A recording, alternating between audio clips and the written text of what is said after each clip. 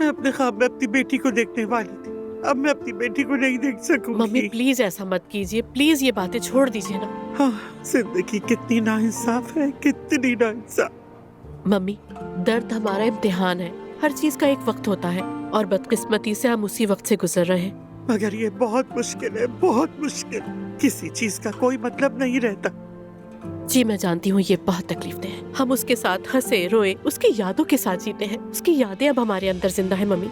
हम ये इम्तिहान इकट्ठे पार कर लेंगे।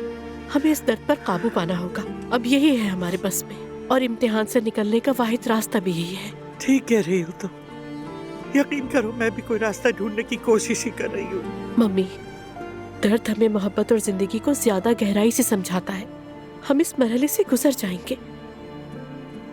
अब हम ये सफर एक साथ तय कर रहे हैं, ये ना भूलिए आप। शायद इकट्ठे गुजरना ही सबसे बड़ी ताकत है।